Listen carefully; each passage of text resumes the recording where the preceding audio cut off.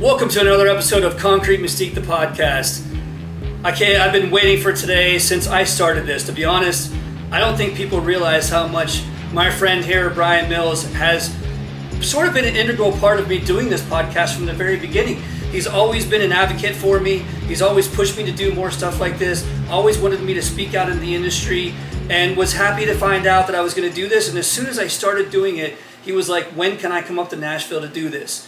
Now, of course, that took 2 years, but here we are. 4 or 5. It was probably more 4 or 5. In person, pushing to do it, and you were adamant. I'm coming to Nashville to see you. We are not doing this over the internet. I mean, I'm the type of guy I try to be. If I tell you I'm going to do something, it may take me forever to get there, but we'll eventually get it done. It's all right. We're here finally. So I really appreciate it. And I mean, honestly, man, you've been a huge friend through the years of this. Like, people don't realize how close we really have become over the years. Correct. You know, correct. because you never really know how much everybody knows each other and things like that. And it's one thing to just know each other, but how much we talk on the phone and the background that we've had over the years and the changes. The funniest thing is the changes I've made through that time period. Well, we flip-flopped. You know, you were the contractor and I was the salesman, and now we've made a complete Well, I was even switch. thinking about that. I was thinking Correct. about more about my attitude and my mindset and those kind of things. So let's start with, let's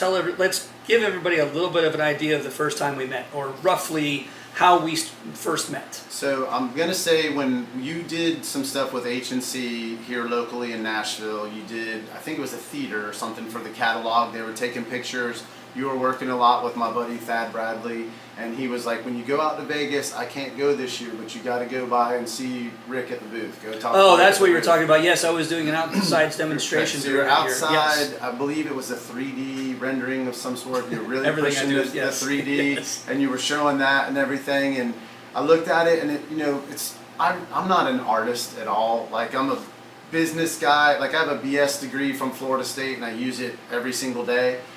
But at the same time, I would love to see and try to teach artists, like, how do you sell your talent? How do you have a longer sales process for selling everything we're looking at here, and what you do is a lot different than me going out and flaking a garage, you know, Well, that type of thing.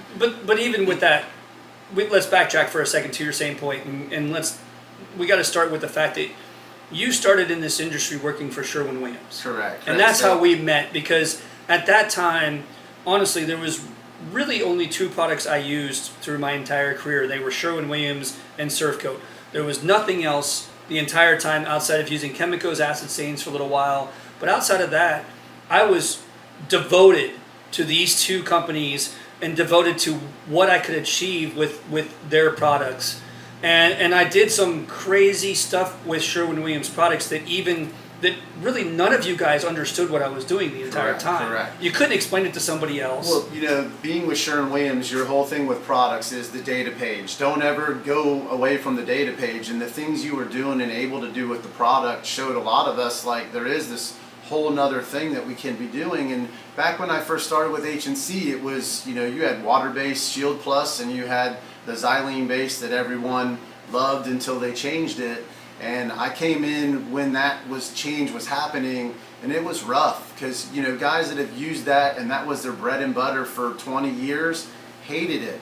But we had to change it because the government was saying, if you don't change it, we're going to charge you extra money. For VOCs and for stuff VOCs like that. Yeah, were changing and all that type of thing. So what they did is they took the solvent out, they put in more solids, which is great, and it performed well. But the problem was the application was completely different, and there was no training to do that. We trained you once you had a failure, you were getting trained. And so, you know, the guys in the stores that I used to deal with, I was one of them at a point, so I had some credibility with them because I'd met a lot of those guys at the President's Club trips and those type of things. But it was hard when you sell a product and the guy uses it all the time, and now all of a sudden he can't make it work.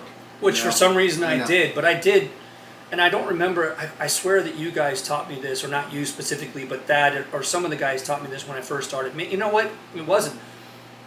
I have to remember that when I first took an interview and first got the job working for Concrete Mystique, we were only using your product. We were only doing solid color, single like 1 foot tiles and brick patterns, but it was solid colored red on the brick and solid colored sandstone on everything else, almost exclusively across the board.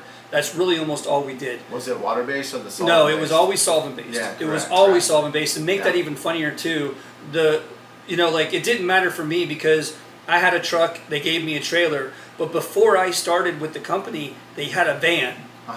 And they were driving around with solvent-based stains and sealers in the back all the time. Correct. My one friend that first taught me how to do some of it in the beginning, he was telling me how they would drive with respirators on the whole time, all over town. That was a smart deal because when we finally got Escapes, which were like a small Ford Explorer, the Ford Escape, and those you would do a demo, and they were like, Brian, your demo expense is higher than what we would like. And I said, well, when I crack open a solvent-based can, I'm not putting it back in the car and driving 4 hours with it, because if I get pulled over, I'll get a DUI. I had a painter one time that had bought Kills, right? He'd been using Kills all day long or whatever and had some in the van, and he got pulled over for speeding and got a DUI, and he's like, I hadn't had a single drink, but you breathe that stuff. I never even thought about that. You breathe it, you get it through your skin. There's a whole lot to that, and that was my thing. I was like, this is costing the company $20. What is it going to cost me when I wreck my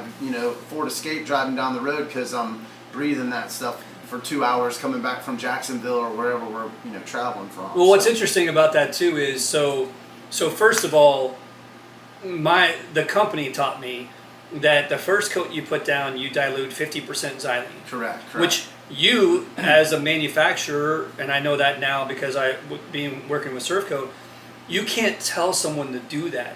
Yet the stores told us to do that because they didn't know any better. Correct. And the funny thing to this too, and there's so many different directions I want to take this part of the conversation, but I want to start with the fact of like the biggest problem that Sherwin-Williams had during that time was you're at a paint company selling decorative concrete supplies, and the paint stores don't know anything about decorative concrete. So, I mean, in essence, you as a sales rep for H&C, your job was more about training the stores than it was finding new clients. Correct. And I tried to do both, and that's what they couldn't figure out is what I was doing. But I would go on the Concrete Network if I was going to Birmingham, and hey, Brandon Meeks with Birmingham Decorative. And I knew that night after I did my trainings and I was done at 2 o'clock, what do you do from 2 o'clock till 10 o'clock at night to figure out before you're going to some other show or something the next day? So I would reach out to guys and call them and just be like, hey, this is who I am. Do you have time you want to go get a beer? Do you have time to get dinner or something like that? And just kind of break it down, because at the same time I kept telling them, we're chasing this magic, we're chasing this decorative concrete guy, and they buy all these things, but you have to find them. Well, and the bottom line to that was that at that time Sherwin had 3,000 stores, give or take, right? Yes. And so the whole point to that was it doesn't matter where you go in the country for what you're trying to do, you can always find your product that you need. Correct. Or you can have it shipped to that location if it's a specific type that they don't have in store all the time. That was a huge selling point to me at that time. Not that I traveled very much, but I was, I'm in Middle Tennessee. I have 5 counties. Yeah. I'm not going to one store for everything. I need to know that when I'm out on the far reaches of that county, I have a store to go to. Well, and it sounds like simple idea, but it's not, because any other company in this industry, you still have to go back to ground zero to get everything you need. Correct. And you might be 2 hours away. Correct. You literally might be 2 hours away from that location.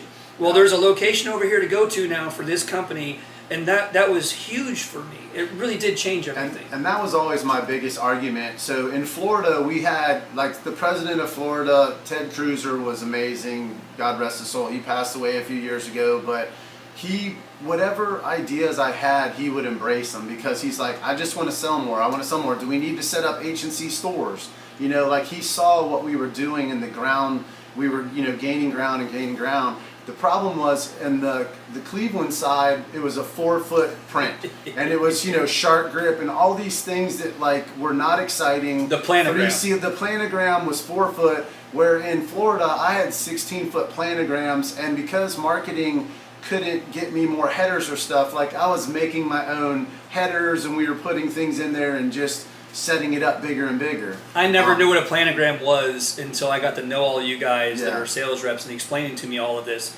because I was always wondering that. I'm like, I'm buying so much from you. Why isn't it here? Yeah. And it's like, because we don't have enough space. Well, that's like when we first launched semi-transparent stained. It was in a gallon jug, and after 3 months, it looked like it looked like a bucket of water with some stuff in the bottom of it. And I kept saying, why don't we have 24 colors, why don't we put it in a concentrate? They can mix it with the water. And now a lot of people in the industry have gone that, because you take out your shipping costs. One, you can display more colors in that 4 foot, that they're not going to expand that 4 foot no matter what, because we got to have. Because you ended up having 2 to 3 colors in every store. Once it took a while, and originally it was 2, and then I remember one year the marketing director was excited because we had a second facing of like shark grip, and I almost like came out of my seat. Like I got in trouble after that meeting for like lambasting that guy because. A couple things. One, he didn't stand up in front of the group. Like we all had to present to our group. And out of respect, you should stand in front, or I like to walk around the room. I don't like to really stand up by the screen. But he didn't get out of his seat. And he just did his little presentation, and he did it, and then it was literally like the planogram was going to have 2 things of shark grip, not 1, and all these type of things that were it just drove, like everything he did was not going to help me make more money, not help us grow sales, not show the decorative concrete guys that we do have this stuff, even if the people don't know in the store. Once you know you can buy it there, you're going to come get what you need and tell them what you need, not just walk in and go, oh, we don't have that, we don't have that. And here's another key point to that too that I had to learn over the years, and I use this to my advantage now, being on the other side of the industry. You do not go into a Sherwin-Williams store and ask what you need. You go in there and tell them what you need. Correct. Because they know nothing about decorative concrete. Correct. It's not their job. They're a paint store. They sell paint. Yeah. If you want to ask them about which paint to use on your wall, they're going to be very formative. They're going to give you a bunch of information. It's going to be great. But when you talk about decorative concrete, they're like, I gotta call Brian to find out what to tell you. And that was the thing. There was 7 of us for the country tasked with teaching this whole massive organization. And luckily, I mean, we had some, Eisworth, Thad Bradley, Lonnie Rozelle, Jeff we're gonna Wells. get to all that. We had the personalities, and then when we got together, we were just like a fun bunch of like, what do we do? How do we make this bigger? How do we go? And how do we keep each other motivated to keep growing this thing? Because a lot of districts didn't want to hear it, and then as we got bigger and said, hey, we have a destination store, and here's everything we have is in these locations around the country, and I was told, like, I had 38 stores that outperformed the other 3,500 Sherwin-Williams stores 3 years in a row in sales and profit as far as growth, and I was told that program wasn't working and it was too much inventory. And the problem with that was I had a lot of guys like yourself that were the contractors. I'd gone out and met Brandon Meeks and Chris Succo and all these guys that were buying lots. They took a store that was selling $3,000 in H&C and took it to $150,000, $200,000. But once you knew what they wanted, they'd tell you what you wanted. You didn't have to stock everything. You just, and what's funny about that argument is the fact that Sherwin-Williams, everything that's in the store, that store pays 1% back to the company. So why are we trying to save on inventory that we paid to ourselves? But what will happen is to go, hey, Rick, we don't have it, so I'm going to put a guy in a van and he's going to drive across town and we're going to spend $100 to sell you $50 worth of stuff. And that's where I would sit down with finance people and go, like, where are we saving? We just lost $50 to keep this customer happy, and we've told them that it's going to be there when it's supposed to be there, and it wasn't. It's like going to McDonald's and there's no fries. Yes, and it's an interesting point. When it comes to the business side of Sherwin, I don't think people realize that that the company literally is selling to itself. Correct. Like 2 or 3 They're times over. vertically integrated from manufacturing. They're truly a manufacturer, and the stores is just the way. But is a business. Like they're it's vertically integrated all the way. They're up. selling to themselves, and so they've already made their profits from the manufacturing alone. They've already made their profit. Correct. And then they sell it to, I don't even know if sell it to the store, if there's still like a warehouse they sell it to before it sells it to the store. No, it's all, there's a costing procedure that's in there and everything like that. And believe me, I don't want to come off like I don't like Sherwin-Williams. I'm still invested heavily in Sherwin-Williams. Yes. And I have brothers and sisters that I worked for years that still I'll do anything for. But it was frustrating to try to get this big monster and try to slay the dragon. And that's why I brought this up. You're right. I won't talk shit about Sherwin-Williams because It made me a ton of money. I've done a lot of work with it. Correct. I have nothing negative. Instead, it's the opposite. This is an example of what big business does. Correct. Not the mom and pops that we all work with all the time. Correct. But you're talking about multi-billion. Yeah. And we used to joke billion-dollar corporation. You know, Sherwin-Williams is like a battleship. You can get it to turn, but it's going to take a forever. long time. Yeah. Like Pat always said, it's like the Titanic, trying to get it to turn. Yes. Correct. And then you're competing against smaller, more nimble companies that can just, hey, what do you need? We'll ship it out tomorrow and it'll be there. That type of thing. You might pay a little bit more, correct. But they're going to be quicker about it, and it's going to be easier to do, and they're going to have more knowledge and everything like that. You're not talking to a guy that knows nothing about it when you go into the store. Correct. Yes. And those guys didn't even care about that. They just wanted the product there. And as long as you had a rep or a store manager, and my problem was we were super successful in those 38 stores, then that manager gets promoted. And you know, I used to get on some of the DMs about we need a bench, we need the next person up, and instead you'd have someone who came in that didn't know anything about it and go, oh, what are all these bags? I need to sell these bags for $2 a bag just to get them out of it. They're all dirty. And I'm like, they're always dirty. You sell it, if you look in your sales, you're selling 2 pallets a month of that stuff. Don't just give it away, you know. But that's, once again, that big company mentality of the communication is not always there. And what's funny is even when I started the Concrete Yeti, I still had, you know, 100 people that would call me with H&C questions all the time. I still always answer them. It's always funny. It's texts, it's, you know, calls, all these type of things from guys I only met one time at a show in like Arkansas, you know, and that type of thing. So did you go to, were you at the polishing training in Minnesota that I went to in up in the national one? Yes. I went to one up there. I can't remember if you were at the same one or not. Oh, you would know because of the stories of the group. The Thad Wells and I believe Eisworth was there too. Yeah. Some of my favorite stories of all time. So here's the other thing to it. That again, most people don't get these opportunities. Yeah. Your typical decorative concrete guy knows the store you go to buy the material, maybe a couple managers in the area, and maybe one rep that's that rep for that area you're going to get lucky to meet eventually too. Which it took me years to meet in the first place. Correct. So I meet Thad. I'm just going to start with that. I meet Thad. Becomes one of my best friends for a very long time after this because we got along so well. And to your same point, every time he came into town, he would reach out to me ahead of time. I'm going to be in town. We're going out to party. We're always going out to listen to music. We were obsessed with all of that because he is a musician in his own right, a very good drummer, one of the best guys I've ever got to know in my life, really. Like, I can't say enough about how awesome Thad is. Correct. And he gives great nub love, if you know. Shout out to Thad Bradley. You don't know what that's about. Him and Wewell. and I did meet Wewell too. And I mean, the first time I meet him, you know, he comes to the store and these guys tell him about me, so he reaches out to me and I meet up with him and I pull out my portfolio and I show him what I do and he's like, I have no idea how you did this. Correct. That should be good enough.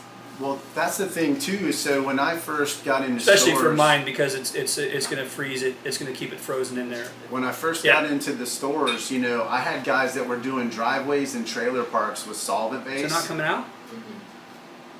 And I would sell them rubber stamps that they could use to roll like a leaf pattern and all these in a different color. You Keep know? talking. And so it was just, when we saw what you were doing, it was a whole nother level of layering it and getting multiple layers. Uh-oh, we broke the slushing machine. Got it. It was just clogged? Yeah. There's a trick. That's never happened before. Oh, I started blinking anymore, but I'm so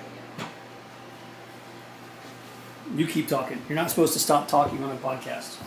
My bad. We're not supposed to stop talking during the podcast. I'm getting told. I just got excited when he showed me the Slurpee. So we're making slushies, ladies and germs, and because we are in person, which if you ever get to come to an interview in my house, you have, you know, more of a good time than you expect, especially afterward when I beat him in pool or foosball or whatever he wants to lose to. No. You know. He had me at come and drink rum. You know, that's all you had to say is there's rum in the building. I'll come running. Cheers, my friend. If you're gonna have this beard, you better drink like a pirate. Okay, so I get to meet Thad. We get to hang out all the time, And he says, hey, come to this training in Minneapolis. We're going to pay for your expenses there and everything, the hotel, everything. So my buddy Ryan and I go up there, and I think that's when I probably met Wells before, probably at some other event. Concrete Decor. I know you. Concrete Decor. Concrete Decor. I had met Wells at Concrete Decor. I met Eisworth at Concrete Decor. I met Well. And so they're all going to be there. So we're like, yeah, this is going to be great. We love it. You know, the crazy thing at that moment in time in Sherwin, and Sherwin's probably nowhere near like that now. I could only imagine how different it is now. The culture that you guys created was exciting, was fun, wanted me to buy. It made me want to buy more products so I could be a part of it all. Correct. And when I went to World of Concrete, you know, Wells would take very good care of me. And I didn't buy enough for him to do what he did for me. It was a friendship. It was a relationship. There was more to it than just selling Correct. All the time. And that's, you know, and I've learned a lot over the years because of that. And these guys, and a lot of you guys really did help me, especially Wells, was one of my biggest influences for getting out of that attitude that I had of I'm the greatest of all time and I'm going to act like I'm the greatest of all time, whether I am or not doesn't matter. Correct. I don't need to have that attitude. Yeah. And it's not helping me with my future by acting like that. Jeff's superpower is two things. He never has met a stranger in his entire life. He'll have a conversation with anyone that he meets, but he really knew how to navigate Cleveland and knew who the players were, how you should talk to them, how to address them, what was important to them, and he knew how to break down those layers so when you go in, you're not just going to go off the rails. You can start in a good direction and get the dialogue going the way you need to go, and that's where it still is superpower to this day. You know, half the time when he's traveling, I don't even know what he's doing, but you know, he's always making long-time relationships that, you know, go forever. And a good story on him, just on the tangent. So he got married last year down in Fernandina Beach. Small wedding. There's like 12 of us there, and just say I didn't get invited. Yeah, Jeff. yeah. This couple asked if they can crash the wedding. They sit there through the wedding and the reception. You know, they sit there on the, you know, on the beach. They do the, you know, they say their vows, everything. They proceed to go with us afterwards to the reception, drove them to the reception, to the restaurant, because it was small, it was all family and that type of stuff. Jen and I had to leave because it was my sister-in-law's 50th birthday and we had to go to Orlando and leave from the wedding to get down there because I'm like, I can't, my problem is always, I'm always double booked. I don't know why, but like, that's just how it is. So I'm like, we can't miss either one of these things, so this is what we're going to do. But those people were there the whole time at the reception, crashed the wedding, and like took it to like another level. And they, you know, Wells thought it was the greatest thing ever and embraced them and hung out. And I'm sure he's probably talked to them or stayed with them or they visited since then. That's how well, you know. But I have stayed at this house, yes. Yes. So okay, two quick stories about these guys. One is, okay, so we go to Minneapolis. And this is my first time learning how to polish concrete. I didn't even know what polished concrete was. Yeah. I didn't understand the equipment. At that time in Nashville, we didn't have access to any of that. No. And the only way you would find out about it was to go to this training, learn about that stuff, and then go back to the store and go, I want to order this product and it'll be here in a couple weeks or whatever it would take to get it to you. Yeah. And which never really happened, but they still invited me out there. And we had the time of our lives. I mean, never a dull moment with these guys, first and foremost. Their characters, like, some of the most interesting characters I've ever met across the board. And so we go out to enjoy our night one night, and there's a new guy also, which is funny to the story.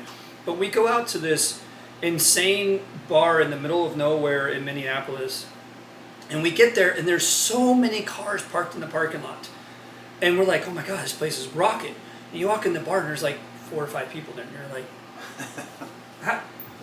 how is it possible? And we walk out the back to this gigantic outdoor volleyball courts after volleyball courts, and it's packed. Yeah. And everybody's playing beach volleyball. The weather is perfect at this time. Yeah. So we sit down in the middle, and they come up to ask us what we want. And Wells right away, because the funniest thing about Wells is he's the only black person in the industry at this time. Like, there's nobody that is black in this industry across the board. So he's like, whoa. You talk to the what did he say? To the peanut butter between all the crackers. Yeah. And everybody's like, what? But he gets your attention. He's memorable. He's unforgettable. And that waitress now knows, like, she's never going to forget to talk to you. Correct. Because he made it very clear, I take care of everything. You talk to me about everything. Yeah. And he's just that kind of personality. Correct. Another great thing I love about Wells is, it's not that Sherwin wanted to gloat that they paid for everything all the time. So instead, he made a joke about it and was like, you'd go out to dinner, there'd be 15 of us out to dinner, and Sherwin would pay for the whole bill. And instead of reminding everybody necessarily, he kind of did in a funny way. He would be like, okay, everybody put in $1, and we'd all get to learn to do this, and we'd all be ready for it. And everybody put in $1, and we would have to guess how much the bill was. The bill was, yeah. Mm-hmm. And he didn't do it to shove it in our face at how much the bill was. It was more just a reality of the fact of, don't forget we're paying for this in a positive way. He took it in a positive spin, made it fun, and made everybody remember, hey, Sherwin's taking care of you, man. Correct. And they're taking good care of you. Yeah. It wasn't that you go there and you're like, hey man, can you calm down on the drinking a little bit? That's where we could flex that muscle of the size and stuff like that. Now, later on you might get something said to you here and there and that type of stuff, but at the same time, I think we all felt like this was bigger than us. We could really we could really make an impact in the industry, and it kind of fizzled as leadership changed. It just died on the vine because certain people embraced it and other people didn't, and that's how it goes in corporations. And I was a part of that. I got to experience it firsthand. Yeah. And I'm sure you know this story. I mean, when I went up to interview. I knew you went up there. I haven't heard all the details. But I meant to wear the jacket. Dang it, I forgot. I should wear the jacket that I wore. So, okay. And I know who you were meeting, so I know how that was anyway. So this is one of the greatest worst interviews of all time. This is the most idiotic thing. Okay, so this is what I love talking about this because it's so funny now. You want to talk about the egotistical person that I was at the time that thinks that I can do no wrong and no one's going to say no to me. Yeah. So I kid you not. Again, I've told crazy stories on this show, but here's the most insane story you could ever imagine doing. So I had this insane party in Nashville when Concrete Decor came here. And I had one of the biggest parties at that time. For years, everybody talked about the party I had for a very long time after this. And I wore this jacket. It was a sport coat, but I made it a punk rock sport coat. So I had taken, my assistant had taken a ton of safety pins and pinned on all the companies that helped me do this project to make a name for myself. And I figured it was the best way for me to advertise you is I'm going to put you on my jacket. You went and NASCAR jacket on. Yes, but it was more punk rock. Yeah. I had spiked hair, had my big blue spiked hair. Okay, and so within the next couple years, I'm sitting there thinking, at that point the economy had tanked bad before all that. I'm trying to find my way out of the economy tank, and I'm trying to find a way to start making money again. I'm struggling beyond belief constantly. No employees want to work anymore because they hadn't had to work for a couple years. Everybody was lazy. It was so hard to move forward with my company at that time. And I was struggling, so I was like, if there was a way for me to just join this kick-ass group and be a part of this awesome team, I could do so much for you guys because of my background. Yeah. So that helps me. Wells helps me. They talk to Chris Masterson. Yeah. And I get to know him, and everything's going great. So I personally go up to Cleveland for an interview at the corporate office. Never been there before, had no idea what I was walking into, and this is the dumbest thing you could ever do. And I thought I was being a genius. That's so funny about this is I thought I was being a freaking genius. So I took the same jacket, took everything off of it, and instead I put on there what Sherwin means to me.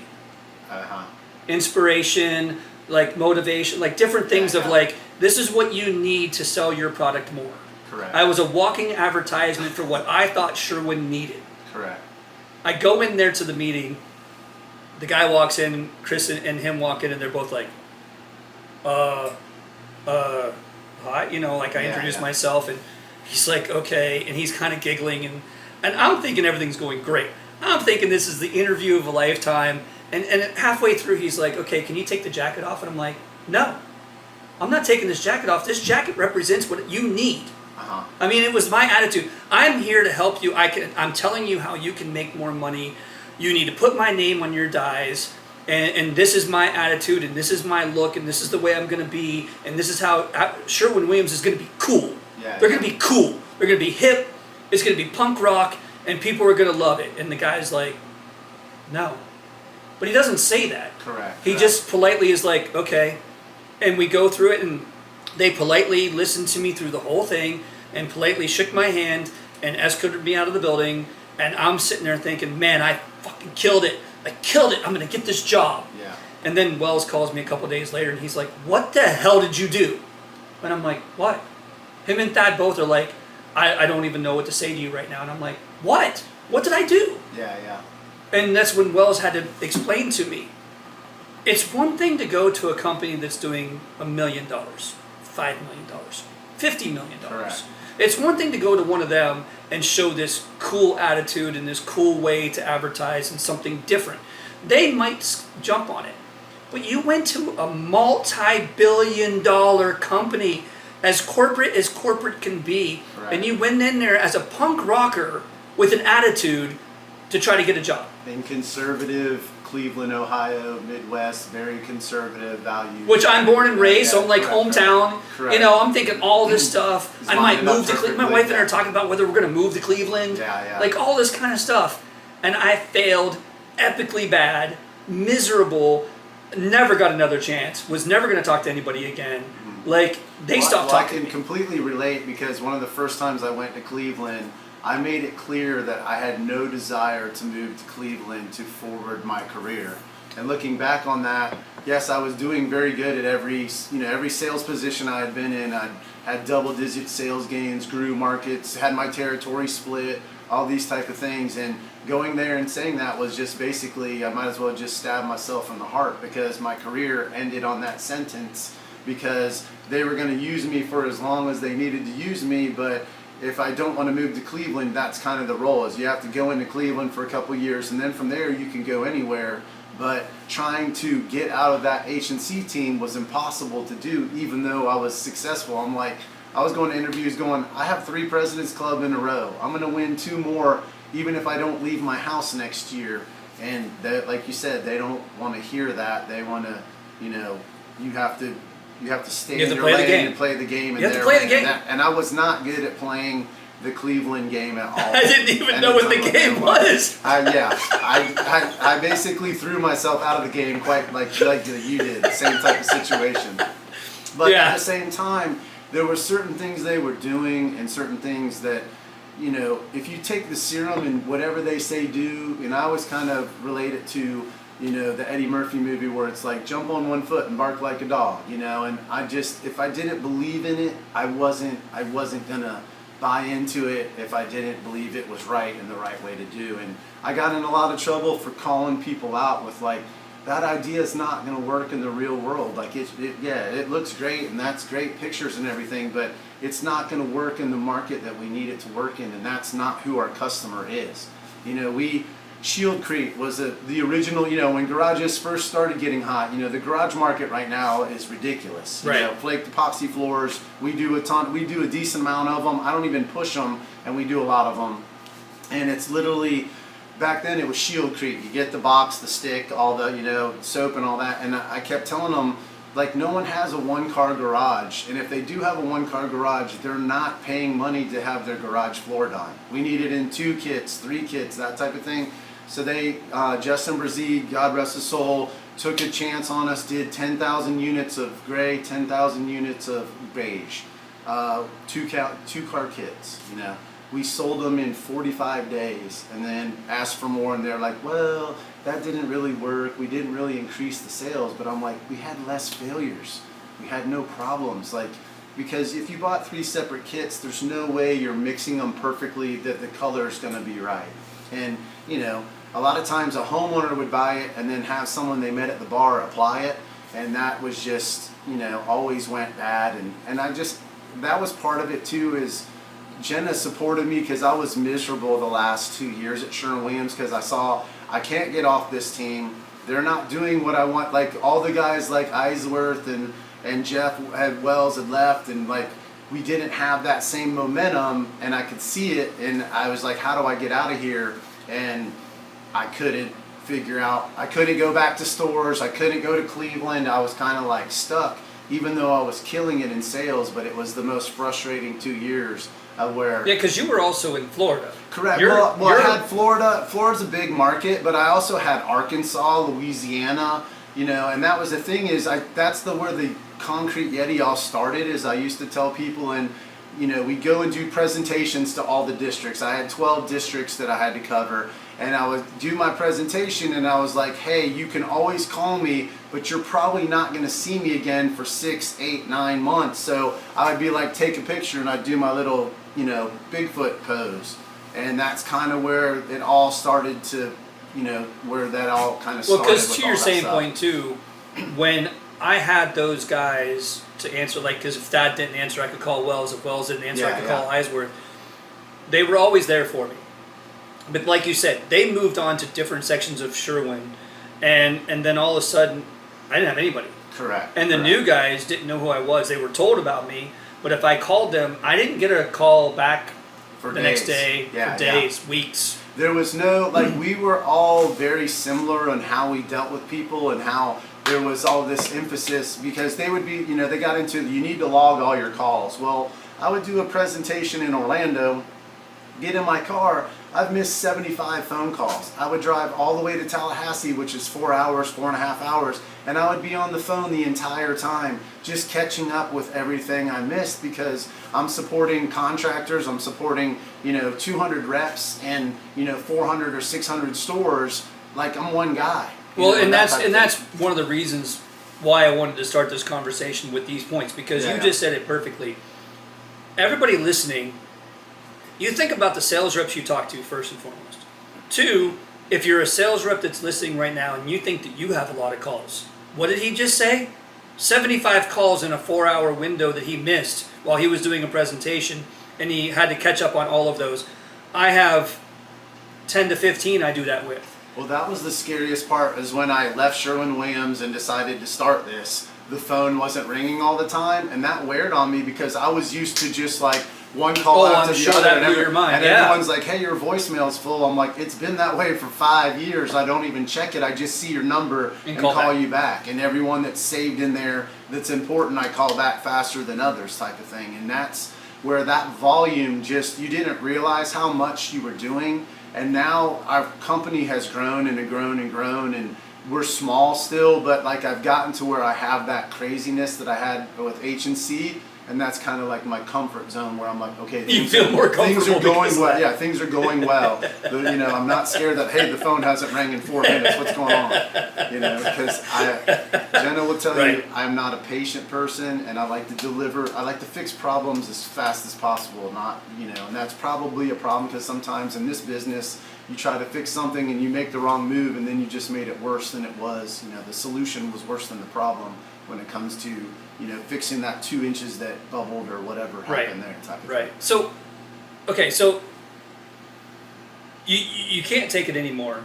You're frustrated with Sherwin, and you decide it's time to move on. Correct. So what I did... And was that the point you were talking about? Like, we had a conversation at that point, where you were frustrated and you were on your last legs, and that's when we finally started to get to know each other a little bit more. That was at Concrete Decor in Fort Worth. We sat there at the bar, and like I said, I just talked to a guy from Color Wheel that was one of the owners of Color Wheel, and he knew of me, and he was like, hey, you tell me what you want to do, and you come over here and you can run it and all that stuff. And to me, like I said, if I'm not good at anything, I'm loyal to people.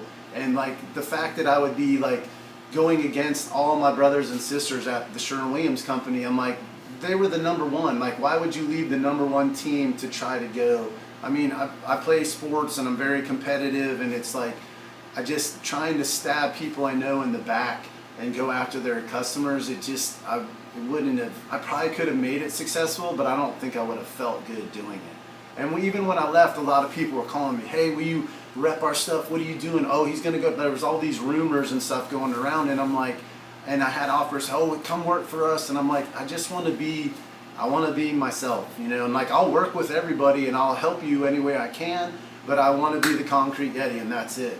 You know, so why the Concrete Yeti? So it's the silliest story because so the boys were probably 12, 13 years old, and I always coached. I always coached flag football, I coached soccer. So these boys, two of my sons and two of their friends were at a friend's house for a barbecue, and I'm playing in the pool with them, and they start calling me the Russian Yeti for whatever reason. And so after that, they started saying the Yeti, and all this type of stuff, and I'm like, what's wrong with the Concrete Yeti? But instead of a T, we'll make it a D because I want to be a dad. I want to be present. I got so frustrated with my territory taking me away where Cleveland's like, hey, we have meetings. Can you come up for these meetings? And I'm missing coaching my team that's undefeated, and we lose because I'm not there. And we're having a thing where they're like, now here's how you do your expense reports, which I've been doing for 20 years. And I'm like, if you don't know how to do your expense reports, like you're an idiot. Like you can figure that out in 5 minutes, you know. So it was just, but someone had to check a box that, well, we brought the team into Cleveland and, you know, that type of thing. And so I just got tired of meetings about meetings that were a waste of time. Like our biggest asset that we have is time. We don't know when our time is up. So I don't want to waste it on things that are unimportant to me that I already know how to do. Right. And aren't going to help me be successful, you know, that type of thing. So it was time to go, and I would just lay there at night, and I'm just telling Jenna, I'm miserable, I gotta do something. So I tried a couple things with some other people, and they didn't work out so well, but what I learned from it is, like, I could make it go, and then they would get crazy about the money and not want to do it. So I was like, I just need to be my own thing, and I'll make it work. I think I remember even talking to you about some of that when you were trying to work with other people. I was trying to do, like, I did a gallery where we opened up something and she was renting it out, but I had decorative concrete in there, and I was doing lunch and learns with architects there and all this type of stuff. So kind of walking that line of, this is probably not right, but no one's saying anything because it's working, so just keep going. And finally, I just, it came down to, I'd done a deal with Florida State University that I'd done 3 times, and it was a big marketing deal. The president of Florida was excited about it. Like, we were doing radio ads for FSU football. And so they were going to advertise in the spring game. It was 3 $50,000 payments. And so the first payment was due, and they go, hey, Brian. You were advertising?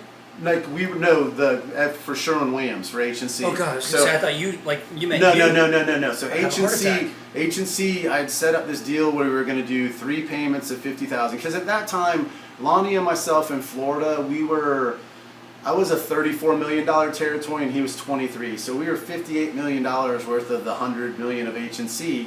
And so our plan was to do this radio ad driving sales to the stores. Before you go any farther, I just want to clarify what you just said. A multi-billion-dollar company, but they were only making $100 million. So that's one thing I forgot about all my experiences with Sherwin, with your core group, was you were the bastard stepchild of Sherwin-Williams. No one really gave you guys because you were only $100 million. Correct. You were 100th of the income that they were making. They didn't really care about decorative concrete at all, Correct. which made it a harder struggle for you. For them, they were like, we have this massive sealer business. I mean, at that time, I was probably selling more sealers than most companies were selling. You know, in a month or a year, I was selling way more sealer than anyone. And that's like right now when people do grind and seals, like that is, I don't want to do them because I sold so much sealer and looked at so many issues. And it wasn't ever the product, you know, I'm like, hey, we made 32,000 gallons this month. Yeah. I don't think you got the bad gallon. It might have been 100 degrees when you rolled it out, and that's the issue, you know, but those are hard conversations. I go through that all the time, too. Well, the thing was, too, at the end, I was so ready to go. I remember I just left Louisiana. I did a training. My flight got canceled, and I'm driving back from Lafayette, Louisiana to Tallahassee, so I'm not going to get in till like 4 in the morning.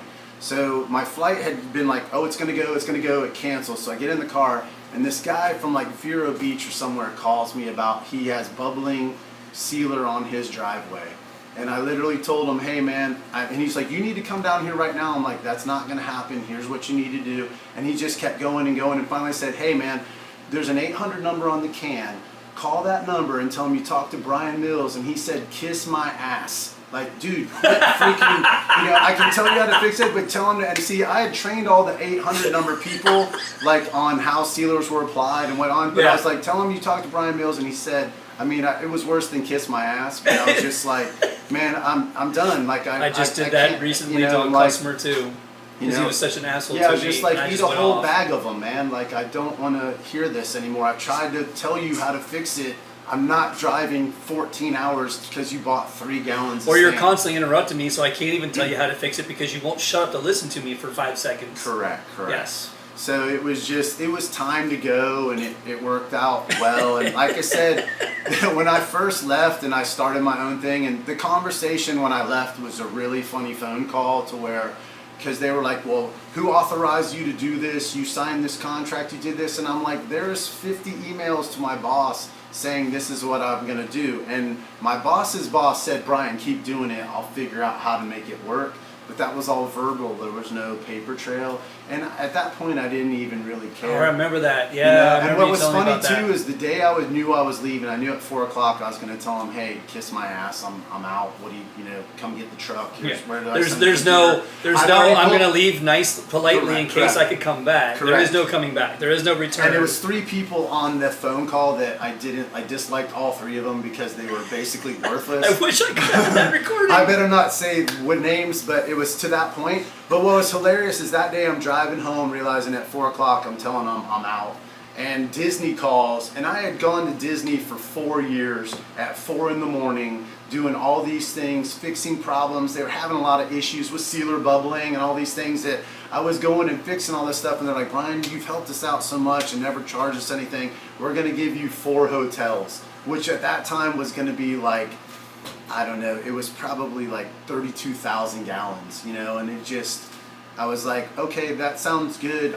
Just let's table that and call me in 2 weeks, knowing that like I'm out and the store can handle it. But it was like, you worked so hard to get that for 4 years, not being with my family, like being up at 2 in the morning, going to check into Disney, going to all these random places and rolling 2 square feet of sealer or xylene on it, or all this type of stuff. So it's like it finally paid off, and I'm like, nope, I'm still out. Like I wasn't even phased for a second to go, I'm not, like, oh, maybe I'll stay. I was like, no, I'm done with these guys. I can't do it anymore. Can't take it. Corporate America is not for you. Well, it came down to like they were merging teams and moving it, and that diversified brands doesn't even exist anymore. And that was the whole thing. That was the beginning of that consolidation where I didn't even know that. Because Eisworth took over diversified brands. Yeah. And that's the thing. If we would have gone, if H&C would have been in stores, part of Stores Group, and embraced everywhere by Stores Group, it could have been something amazing. But that's not how it worked out. And I would go to some of these meetings with guys, and they would be so adversarial. I'm like, my check comes from the same place that yours does. I said, I have $1.5 million in stock. Like, I want this to be. You telling me I'm not doing something for the company is ridiculous. Like, I don't want to work forever. I want this stock to keep going through the roof, So it was a long 2 years, like I think I was there, I came on in 2007 and I left in 2015, and it was just, there's been no looking back. And the first month I was doing this job about 45 miles away from where we live. Maybe not that far, but I didn't have a vehicle yet. So I'm riding with my guy I partnered up with that was going to help me do this like 12,000 square foot polishing job. And I bought equipment already and all this stuff in a trailer, and we're hauling it down there. And all the guys in there, he's got 3 guys with him, and they're all smoking and talking about something, and I'm just like, what the hell did I do? Like, I have really screwed up really bad. I know, because you're in one of the biggest companies in the world. Correct. And you just threw it away, and you didn't throw it away politely. Yeah. You said, kiss my ass, and threw it away. Yeah. And it was one of those too that I'm like, flushed it down the toilet. You're going to make me rehireable in case this was a mistake, but I'm done with you people. I'm done. I can't do it anymore. And so, like, that moment is like, it gives you a clarity of just like, what's good, what's bad. And I had great mentors in the company that were always like, okay, you know, you can keep doing what you're doing and asking for forgiveness, but you better make sure you got other people in the boat above you that are going to protect you when someone doesn't like what you're doing. And that's last what a couple I ran years, out. but right. Where I saw the same thing. It ran out, and my buddy, also one of my bosses that was a great mentor, told me when he was my boss when I left store side to go to Diversified, and he goes, Brian, it's a different world over there. You better be careful what you're doing, you know. And he was so right.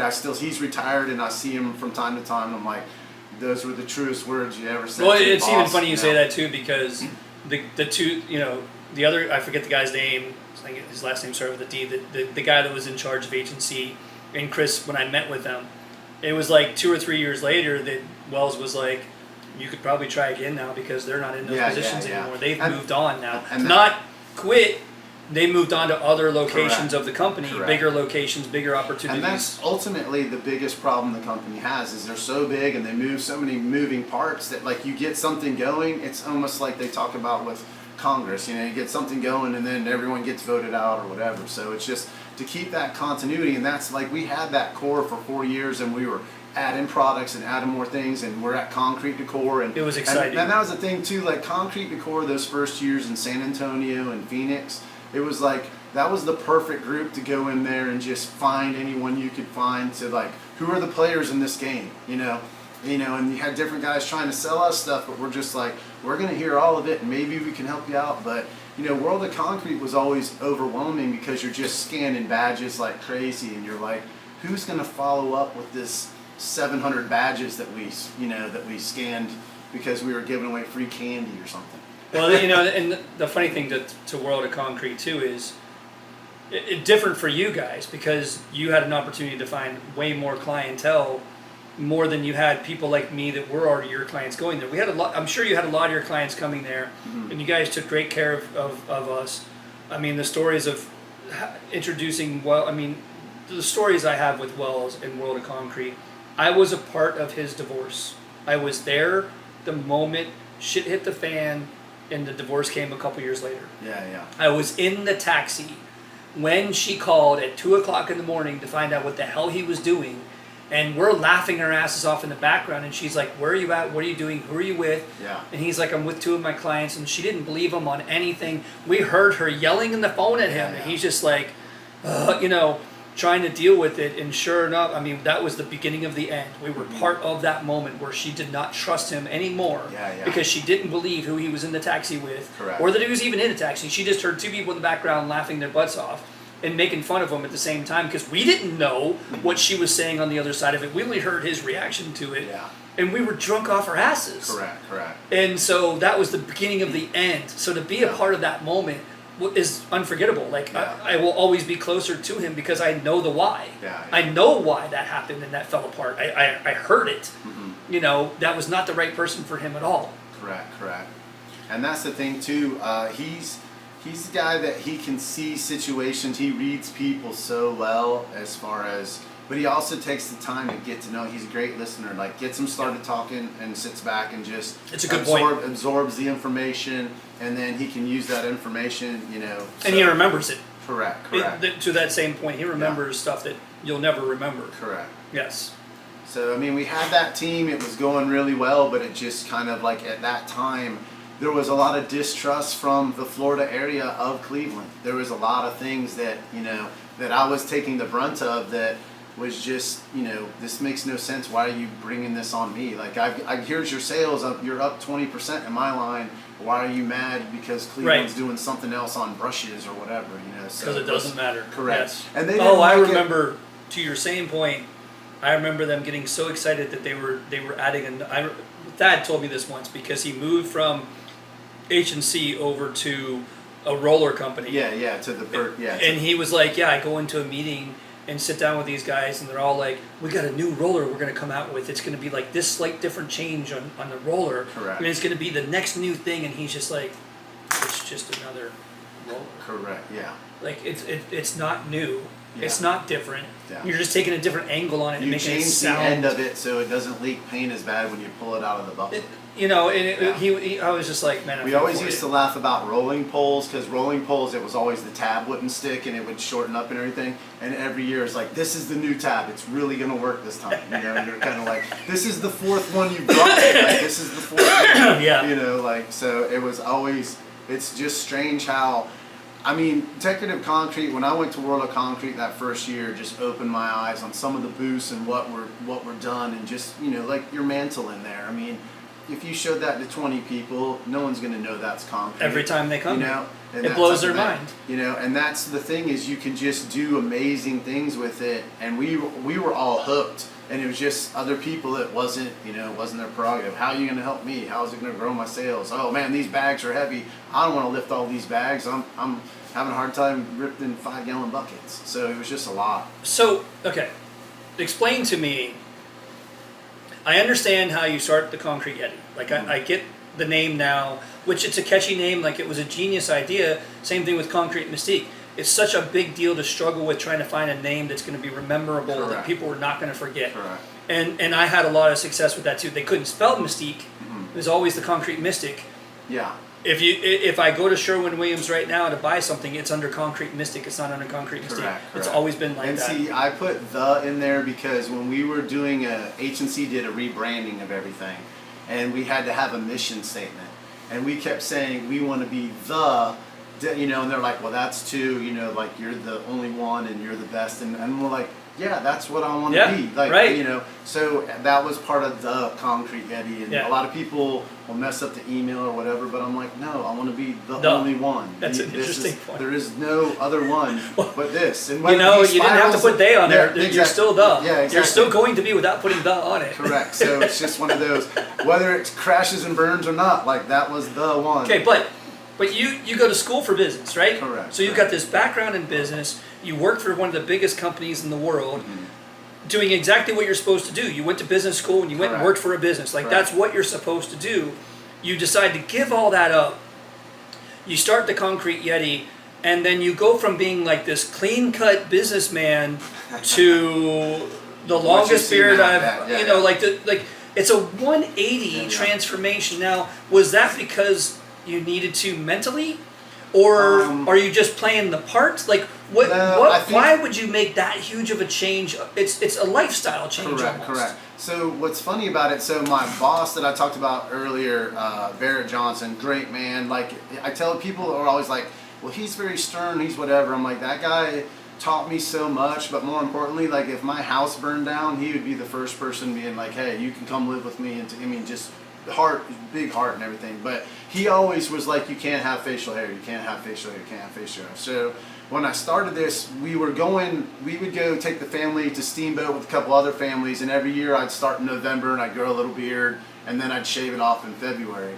And then it got to be where I told Jenna, I'm like, well, let's see how long I can grow it before, like, it's great with, like, 2020, it was great with social distancing. Like, no, everyone's like, and I tell people all the time, like, the more homeless I look, I seem like I pick up more work from it. So now it's... See, I would think that was the opposite. Correct. So now I'm kind of like, you know, is it Samson and Delilah? Like, you don't want to cut your hair and lose your mojo. So I always tell her, like, so I'll get in the hot tub and then I'll, like, cut off 5 inches and stuff. And my brother always gives me a hard time. He's like, it looks like you have a raccoon tail on your face and all this type of stuff. But I'm like, one, it's memorable. Two is it the persona or whatever? I think it's kind of funny, and now everyone kind of expects it, and I kind of forget that it's there. Well, it's the same thing with everybody expects the fedora for me too. Correct. So yeah. I mean, it didn't have any intention, but then it got to be like, well, because it's funny, I'll walk into a room where someone's like, well, you were recommended, and they kind of always have that first look like, this is the guy that you said is the guy that we should call, you know? And so I think part of that is I enjoy that, and then it makes it loose for everyone, so I can just talk and bore you to death with my concrete knowledge that, you know, will put most people to sleep. But, you know, then they know, okay, this guy knows what he's talking about, and then we're good to go, and then it doesn't matter anymore. But a lot of guys, we all have fun with it. You know, everyone I golf with gives me a hard time about it. I'm like, hey, I get a great wind read with this thing. I need a shirt that shows like 5 mile an hour, 10 mile an hour, 20 mile an hour. But, you know, at this point, I don't know. Like, Jenna hates it, but it's just kind of like I I mean, at this point, I don't know. I was looking forward to asking her that point. Yeah. And the thing is, too, is we work a lot in South Georgia, and the gnats are terrible there, and it keeps them out of your mouth. It doesn't keep them out of your eyes or your ears, but it helps a little bit with that. But for the most part, yeah, it's. Some people are like, man, that's awesome, and most people are like, what's up with the homeless guy? You ever hear, you know? But, The people that know me love my character and my fedora and my outfits and everything like that. But the people that don't know me are just like, I'm staying away from that guy. Yeah. I do not fit this industry for that reason. Correct. I don't think you have that big of a problem because it's just a beard. It's not the whole outfit kind of thing. And believe me, my thing too was like when I left Sherwin-Williams, I kind of said to myself, I never want to wear a suit ever again. You know, I don't like a suit. A lot of people that tried to screw me over wore suits, you know. It's just kind of like your meeting. So it's kind of like, unless someone dies, I really don't ever want to wear a suit again. You know, they're not comfortable. They're hot as hell in Florida, So my thing too is a lot of jobs. So like when I go on sales calls, I'm still in like golf attire. And there's times where people will call me and I'm like, well, I'm close and I'm still in flip-flops or something. And I'll be like, I apologize, I wasn't expecting to come meet you. But I sell 95% of those calls where I look like some guy that just rolled off the golf course or beach or whatever. And sure. There you go. Because most of the time, most of our work is word of mouth or people that said, hey, call Brian, he'll take care of you, and that type of thing. And there's stuff we do that like I know how to do it and it's not worth my time, but I'll still, if I tell you, hey man, we're going to take care of your fountain, and we'll get it where it looks great and she's happy with it and all that type of stuff, So, okay, now this is where I get confused. You have all this knowledge about the materials from Sherwin. Still to this day, you're buying the materials from Sherwin and getting a hell of a deal because they know you. Well, I don't buy as much Sherwin as... You used to. The last time we talked about it, you were. Yeah, I know. I buy a lot of stuff from Epoxy Warehouse. James is great. Down there. Yeah. James is Shout great. out to James Hicks. He's awesome. What a great guy. Tina, hope you're doing well. So it's one of those things. That guy, he cracks me up. I have to text him every morning on Facebook at 5:30 because he's a guy that gets up early like myself. But the MVB product he has is perfect for Florida.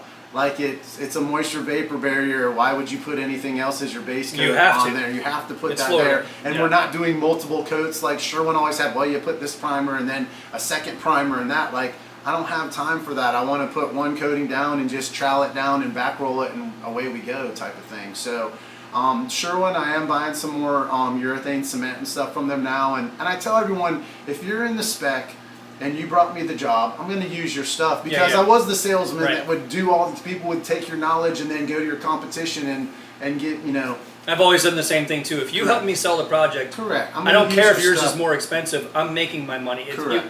We're nickeling and diming. That's one of the biggest issues I have in this industry is so many people are like, I need the lowest cost possible for my material. No, you don't. No, I don't even know. People always ask me, like, what do you pay? I really don't know. I never did look either. At it. Like, if I'm making money, I don't care. Correct. I care about the quality Correct. and I care about, hey, James, I text you today at 9 o'clock in the morning. Tomorrow at 3 o'clock, my product's laying on my front porch ready to go. Yeah. It's packaged and it's good and I never have an issue with it. Yeah. And I can use it if it's 19 degrees and I can use it if it's 100 degrees and I know what to do with it. So what I'm confused about though is from the very beginning of all of this, and you said it when you made that transition, why did you go into polishing when that's the one thing you didn't even know anything about? Well, polishing I did do a lot with because H&C was getting into that, and then I had a great friend at National, Mike, and Mike would we'd do all these demos and stuff. Mike Ward is like the greatest guy. He works for Ramsco now.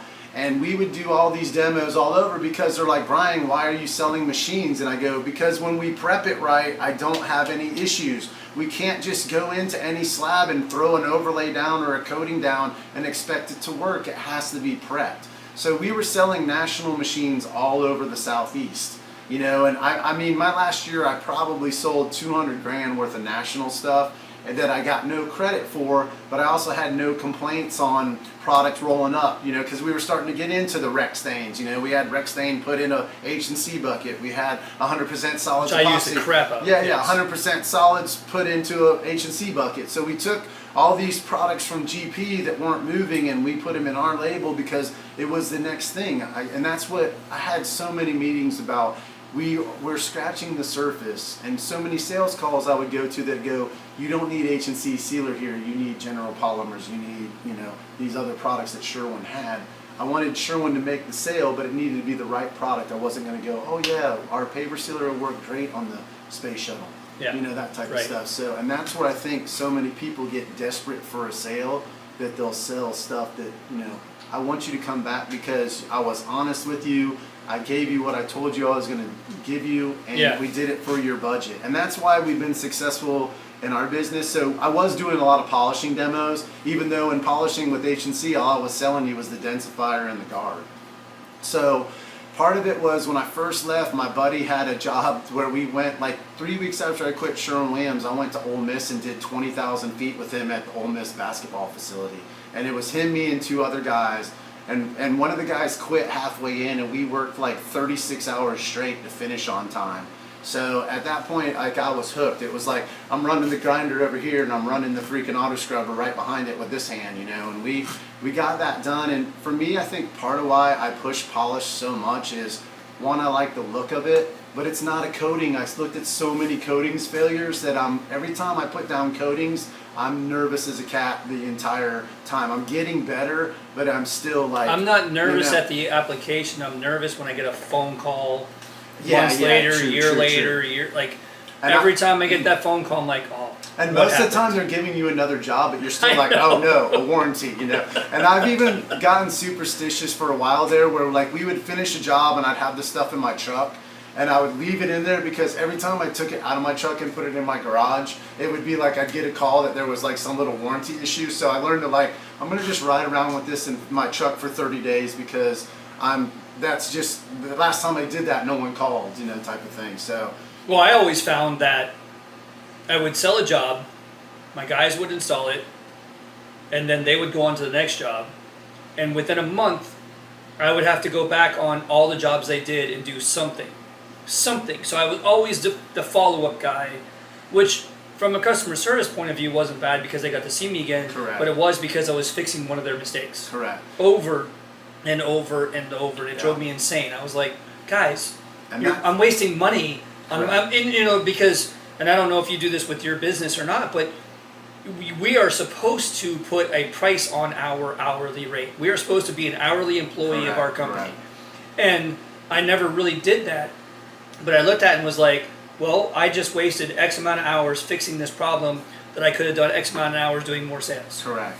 And that's where I think it gets a lot of guys in the industry, because you can go to a 3-day class or a 1-day class and learn how to do, like, the products is such a small part of the overall piece of this business. And I think that's where so many people struggle is, one, you better have a good margin on what you're doing, because you're going to get the callbacks. And if I had $1 for every time we did 2,000 feet and someone's concerned with 4 inches in the corner, that I'm like, can we stick a plant there? Can we just do that? But You at know? least 4,000 You know. square feet, you had enough money in it. Correct, It's correct. when it's the 300 square feet. Yeah, see, and that's what I try to stay away from, the smaller stuff, because you can't price it enough. Now, what I do now is, like, it costs me basically $3,500 a day to run my company. That's what my daily rate. Even if, like, I just had a guy that we work for all the time, and he's like, man, I need you to take these lines off. It'll take one of your guys maybe 4 hours. I still did it used that $3,500 and took it off there. Because if you don't, and you're not billing for what your guys cost you, not what they pay you, that's another problem that a lot of guys have. That's where, like, Rocky Jeans with his Yes. classes, or he finds all those little small things that become a big thing when they start adding up and beating Well, up no, on that's the side, an you know? incredible point, because everybody that knows Rocky Jeans or has been to his classes, you're all thinking it's about concrete, but it's not. It's about business. Correct. It works for everything that you do. Correct. I've never taken his class. I know Rocky so well. I've talked to him about this person. Yeah. Like, I know what he's telling you. I know his philosophy. I have no argument with it. Correct. Whether I did a perfect job at that or not is a separate conversation. Correct. But, you know, it's all common sense. Yeah. You don't, and the funny thing when I say that is, It's not common sense until it's put in front of you and handed to you and going, look at this, and you go, duh, that makes perfect sense. Why did I can't believe I never thought about that. Yeah. But once you do, that common sense kicks in, and it's like, that's the way of life now for the way your company should run. So again, like we've said with James, hats off to Rocky Jeans, shout out to him. Hey, Rocky. One of the best people in the industry, Yeah. one of the nicest people in the industry, most genuine people, great person, will always be there to help you. Has great Highly jokes, recommend. great dad jokes. Yes, highly recommend taking his class. So with that point too, though, is the fact that if you don't do all those things, you won't be able to pay yourself, and that's Yeah. where I think a Yeah. lot of guys. And see, that was the advantage I had of being with Sherwin for 23 years. I've always tried. Like the last 10 I was there, I was more like a business consultant to guys. I would come in and talk to contractors about like what's going on, what are you doing, what's working well for you, what problems are you I'm doing having? that a lot now. Like yeah. doing yeah. all that type of stuff, because the products are the products. But like having someone that can help you like take a holistic look at your business from the outside and go, well, have you ever tried this? Or man, you're doing all these and these are causing all your problems. How much would it cost if you just didn't do that anymore and you focused on doing more Yeah. polishing versus overlays, and Yeah, that right. type of thing. So it's one of those, right now it's hard for me because my boys want to take over my business, and that's great. Like I'm ready to go Super play more exciting. golf and still be involved, but like not be involved. And they're doing really good, but it's hard because we do so many different things. And it's this industry's funny because you're like, well, you polish a lot. Well, I'll polish a job, and then I may not polish, and I'll do 4 epoxy jobs, Yep. 2 overlays, a pool deck, and you start doing all these different things, and you're like, how do you make it where your crew's good at all of them?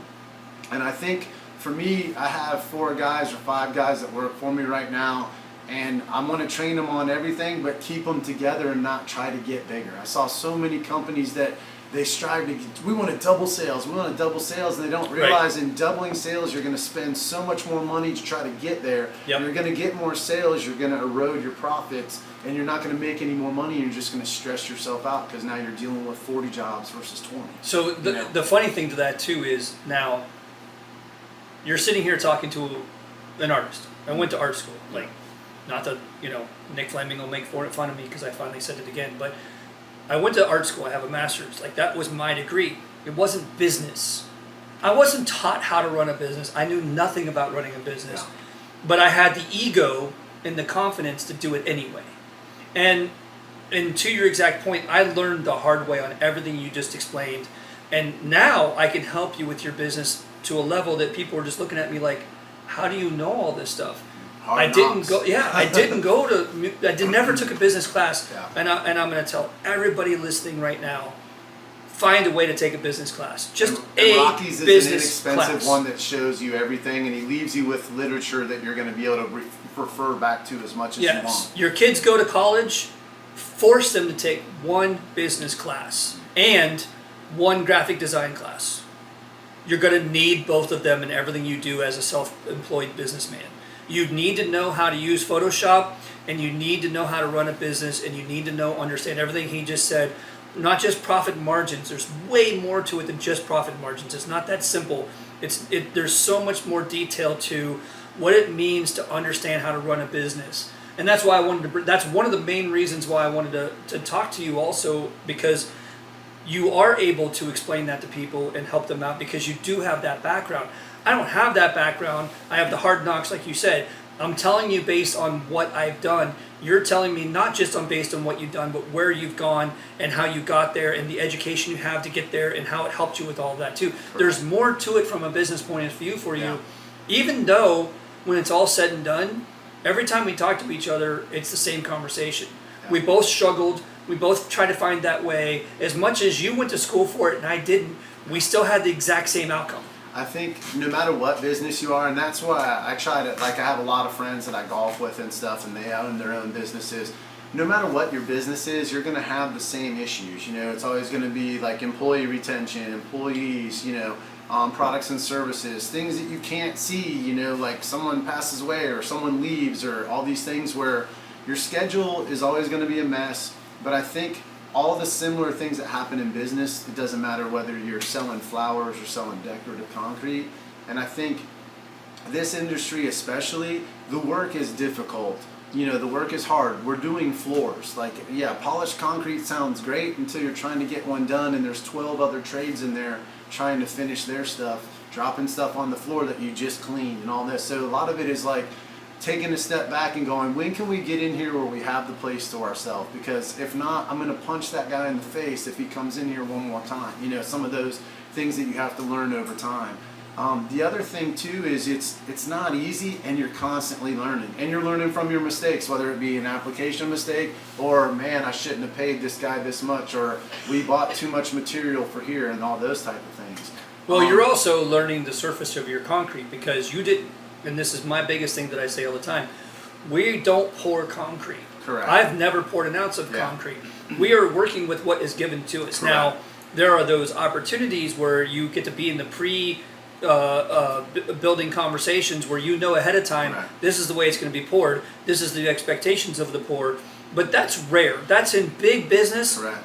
That is in big commercial. That is not when you're doing mom and pop projects or anything under, we'll say even under 10,000 square feet. Yeah, that's Bob Harris's world, and I would love to get there sometime, and be in those situations. I have pretty good relationships with a lot of GCs, but at the end of the day, what's interesting about our logo, right? I told this lady, who her son ran cross country with my son, and she was trying to get into design, and I said, could you create me a logo with the foot or whatever? And I laugh about it now because every single floor we polish has footprints in it. Every single one. And we didn't create I never even thought about that. But like every job you walk on, and then it's always like, well, how far did they walk? And then, oh, this one's only the left foot. The right foot didn't make an impression. So there's all these things of like, oh, there's clay. There's all these things on every single one. Sometimes it's stuff that I can grind off. Because the funny thing to that too is the impression is not going to polish out. It's you're not cutting that. Yeah. You're not cutting the concrete far enough. Correct. I had that conversation the other day where this guy was like, I need to take half an inch off my concrete. I'm like, what? Yeah. Like, no, you can't, that's not how this works. Yeah. And I get that all the time. Can you take it down 3 guys? And then we have a scarifier and we do some but sidewalks that's and stuff like that. That's a different part of the industry. And you're not going to polish that afterwards and make it look very good. So it's all these things that people think, oh, you're going to put the grinder on, it's going to take it down 1/4 of an inch. And you're like, no, I'm working in micrometers, which is 1/100th of a millimeter. Like, no, we're not, So there's a learning curve, and that's what helped me, because I could jump right in because I'd been teaching polished concrete for 5 or 6 years. I knew all the coating stuff. I had tested tons of products. I mean, Sherwin, they got mad at me one time because they were trying to bring Shieldcrete as an in-house formula someone else was making for us, because they could put it in the box and do all that stuff easier than our plants could. And so they go, we have a new formula, you won't ever be able to tell. And they took me down to Orlando and they're like, here, roll these 3 things. And I'm like, current formula, Rust-Oleum, probably your new stuff. And they're like, how do you know that? I'm like, I've rolled this so much, I know what it smells like, how it rolls, what it sounds like when it rolls, all that, like my boys get mad at me from time to time. I'm like, you're dry rolling it, because I want to hear that, that sound that epoxies make. When it's 100% solids, you want to hear that, and when it's not making that, I'm like, it's too thin, and that type of stuff. So but that comes that with reminds us. me, actually. That just reminds us how old we are, that we know all that type Not only of stuff. that, but it reminds me, and if I'm not mistaken, and I'd be shocked if I still have it down there, but when I moved here, I still brought my identifier and guard from Sherwin. I still had 2 or 3 gallons of each one that I never used, but for some reason, because Wells gave it to me and Dad gave it to me, I had to hold on to it. I have a 5 that the store gave me for like $1. I think I still have it. I found it in the shop the other day. I'm like, well, at some point I will need that. At some point, it's like those things on Facebook where the guy's like, hold on, and there's a piece of trim missing, and he goes in the garage and finds the piece of trim. Yep. I'm that guy that holds on to every color pack, every, It was the hardest thing when I moved out of my warehouse and moved here, that I had to let go of everything. And I sat there and just dumped out 20 gallons of acid stain that I just had been sitting there for a decade. There's no reason to keep it anymore. I'm not going to use it. And the sealers and everything that I was like, there's no reason for me to keep this. I will never use these things. Or the partials. You got this much left of a can, I gotta save it in case I need it. I keep saying we're gonna use the partials to make more samples, but we never have that day. It never comes to make more samples. And then I have all the, I probably got 3,200 pounds of flake in my shop of you know, every once in a while it's good where I'm like, hey, if you want to save some money, gravel's your color or whatever, but like that very rarely happens either. So, and we've had some custom colors that, you know, I'll never use those boxes again, but Yeah. you know, the minute I throw them out, someone will be like, hey, we messed up that one room, can you come touch it up? And I'll be like, damn it, you know. Okay, so I think, unless we have that much, I mean, we have gone through my list. I think it is time to bring the wife in. I think so. It's time to make We this have gone for make this podcast a little more attractive. We've been just over an hour 15 minutes, roughly hour 20, I like which that. isn't That's a bad. good idea. You know, we thought that this was going to be a 3-hour show, Yeah. but we're talking so fast. I'm not used to being up with someone that talks as fast as me, so we're just going through everything, and we're still jumping in and talking about, like, it wasn't like we rushed it. That's Correct. just the way you and I talk. Correct. And I forget those things until we're together again, and I realize when we're on the phone, we do talk this fast. It's funny to me because we get a lot out in a very short amount of time when we're talking on the phone to each Plus, other. I'm trying to hold on, be like, wait till he stops, don't talk over him, don't talk over him. Yeah. Where my buddy Garvin Bowden, who's like my attorney, he hates, I talk over him all the time on purpose because it just makes him mad. Well, so I want to bring Jenna in, and there's a reason for all of this too. Because we have something else that we want to talk about since I have this opportunity and I have them here. We thought about whether this had to be a different show or not, but I think this works out perfect. So first of all, just a little bit, like turn. No, the other way. The other way. There you go. So that, you know, because now we're talking to each other. Okay. You know, ignore us for a second. We're just going to talk to each other while you're listening. But first of all, thank you for coming in. Thank you for coming to Nashville, putting this all together, making sure that he comes here finally. I know. You know, being along for the ride. So first of all, welcome to the show. Thank you. Thank you for having us. Second of all, I mean, obviously the first question is, one, how do you put up with the energy? It's just like talking to my wife. How do you put up with the energy? How do you put up with the intensity that he has? And then, of course, how do you put up with that beard? When he always says I hate it, and I don't really think that's fair because I don't hate it. Like now it's who you are, but I think at first I had to adjust. But now it's who he is. It's the Yedi. Make sure she's not hidden in the picture. You're good. But yeah, so I do not hate the beard. But you're right. I mean, very intense. I'm sure you get that. He's so aggressive. So that was not shocking. I mean, I knew that like from the moment our kids could play sports that he was like, this isn't for fun. Flag football city. Sports are not for fun. Before we even get there, we got to backtrack We're to the time waiting. when you first met him. You saw this when you first met him. It's not like he just became. You're right. No, that's fair. I did know. I feel like I knew that about him. I think it surprised me a little bit with the boys, and it shouldn't have, but how intense even from a young age.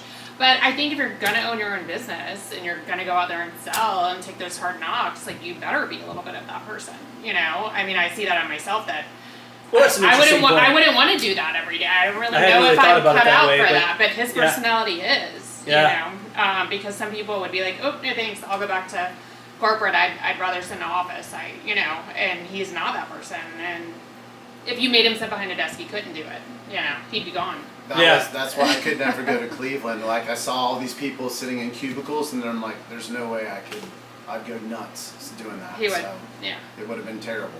And I see those traits in the boys now. I mean, a lot of the boys have a lot of both of us, but some of them have more of him, and I see that with them where, like, I see it in school, you know, where they don't want to sit there and do that, and if they don't care and they're not interested in the subject, they're pretty resistant, you know. Well, speaking of being interested in subjects, the reason why we brought you into this conversation is because we want to talk about WACP. Correct. So let's start with what is, and again, I'm asking for everybody else. Of course, I know these questions, but for the audience, what is WACP?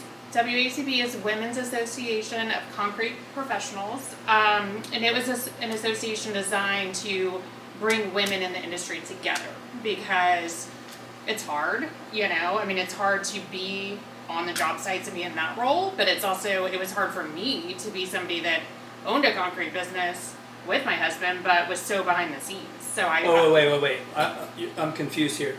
You're telling me that it's hard for a woman to work in a concrete industry?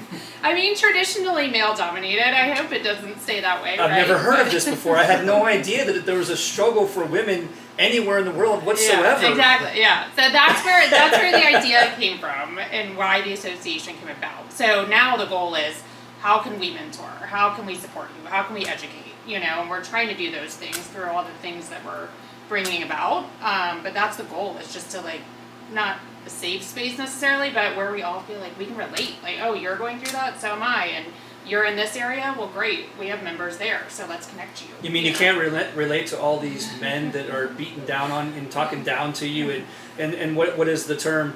They're always mansplaining to you all the time. You know, because of course you don't get it. Like, I mean. Yeah, I know. It's hard. It's hard, and I mean that's why I wanted to get more involved. Is just because I knew that I always felt like I am involved, and we do own a decorative concrete business, but I can't go measure this floor for you. I can't apply this product, but I can order it, and I can make sure we get paid. I can make sure our employees get paid, and you know. But I just felt very behind the scenes. So even other women to me could be intimidating that are putting down the product and are on the job sites, right? Like I had to learn to. We all have the same end goal, and I can learn a lot from them. They can learn a lot from me too. Like they're not big into HR. Well, I have a perfect all, example you know. for you for an intimidating woman that is great to know and easy to know, but at first glance can be quite intimidating, and that's Leanne Harris. Yeah. You know, the shortest person in the room that has the biggest voice and can really get in your face and make sure that you listen to her. Mm-hmm. She's a very aggressive woman in a positive. I say that I love you, Leanne. Yeah, this is we all love positive. Her. Yeah. You know, but you're right. I mean, that's another point too, and and something to learn. Like you have two people in your board that are intense people. Her and Rebecca both. You want to talk about two people that will put you in a place in a heartbeat, no matter what their size. Right. You know, that know more about concrete than we can ever imagine. Absolutely. Between the two of them. Yes. You know, probably two of the I could almost argue that between the two of them, you could probably say that has got to be some of the most knowledgeable information in the entire industry. Mm-hmm. If you put the two of them into one person, or just having them both in the room all the time and talk to them, you're going to get everything out of this industry you could ever imagine almost. It's a pretty important point. Absolutely. Yeah. And there's and I think I learned that the first time I went to the WACP retreat at Leanne Harris's home. Such a boring place to go to. Oh my gosh, it's the best location. I know, it's the best. I suffer every time going there. I know. Yeah, it's really such a beautiful spot, and it's intimate. Like, you know what I mean? Yeah. Like, you really get to network. You really get to learn a lot and meet a lot of people. And but yes, Rebecca and Leanne are fantastic, and Christy is as well. And they were so welcoming to me my first year when I was really feeling like, okay, I need to get more involved, but I'm super intimidating. So I went to the retreat, and they were so great that I was like, I'm going to do this. Like, I'm going to get more involved. Started trying to help with membership, and then helped at World of Concrete this January, and then came on as marketing after that. So, and they're a big reason why. Like, those three already being on the board, when they said, will you come on as marketing? Absolutely. Like, once I had met them and got to know them. Like, because like you said, wealth of knowledge, yeah. They're so welcoming. Yes. Like, sure, it can be intimidating from afar, but once you get to know them, it's not. That's what everybody says about me too. Yeah, exactly. And Brian. But more importantly, they allow the ladies to use their talents in the right way to help this whole thing grow. You know, we're happy to sponsor it, and every year I'm like, I hope to be a bigger sponsor next year. I hope to be a bigger sponsor next year, because, I mean, ultimately, a lot of people have daughters that, you know, if you're artistic and your daughter, it's just a different medium. You can use metals, you can use wood. Now we're using concrete for just about, and you can make just anything you want out of this stuff. 100%, and also too, and so, and I told them this before we started because we talked about how we're going to have it. But I went to the very first retreat. You guys are doing this retreat every year, usually in the spring, right? Spring. In the spring, April. And it's at Bob and Leanne's house. So again, if you want to talk to the most recognizable, the biggest legends, you know, both of them are Hall of Famers. There's only two couples, married couples, that are both Hall of Famers right now in our industry. The two of them, and then Byron and Chris Klemanski also are both, you know. Yeah. And So to be able to, first of all, everybody wants to meet Bob, the great Bob Harris, the legend. You know, he hates when I say that. Whether you like it or not, you are. I love you, man, to death. I love both of these people. People have no idea how close I am to Bob and Leanne, how many concerts I've gone to with them, how many conversations I've had with them. You know, I've got great stories. I can't wait to get them on the show to talk about the first time we met. That's hilarious and stuff like that, right? That'd be great. Yeah. But so they create this retreat. And the first time they created, like, I'm talking to Leanne constantly in the background about it all, and I'm like, how can I get involved? And she's like, you can't. What? She's like, you can donate money, but you can't be involved. And I'm like, no, that's not how this works. I want to support you. I want to be there to show you that I am supporting you. I don't want to just, and I'm not saying this negatively, I don't want to just give you money and then go, okay, let's see what you do with it. I want to be a part of what you're doing and show you guys that I am just as serious about how important this is as you are. I care just as much as you do also. You are correct. You need your own organization. You need your own voice. This is not a joke. This is 100% important. I could not show you more on how I am devoted to that without going to the retreat. That makes no sense to me, right? So I said, I'm coming whether you like it or not. I don't care. I'm coming. Yeah. Because there's no other way for me to show you how much I care if you don't see it and hear it and believe it. Right. I have to be there to show you that. So I did. Okay. There was only like 2 or 3 guys there. Bob was one of them. You know, it was very quaint. It was very small. That it was the very first one. And plenty of women there. It was fantastic. And all of the board members gave their own speeches about their history, their background, how they got into concrete, and the battles that they had to get there. Whether it was working for another industry and the issues they had as a woman in that field. It's not just concrete, it's every industry across the board that women have always struggled in, and we feel like it's getting better, but I don't know if it really is. And if we don't have organizations like this, we don't know if it's going to get any better, because we need you to have a voice to be able to find out that that's true. Right. It would be great if you guys got together all the time and said, well, everything was great this year. I can't believe how much everybody pays attention to us and believes in what we're saying and listens to us. That's not happening. Right. Let's be real. That's not happening, whether it should or should not. Right? Yeah. So I go to this retreat and I listen to their stories and I'm just, okay, I get why I'm not supposed to be here. And I'm even more honored that I got to experience it, because I could not believe the reality.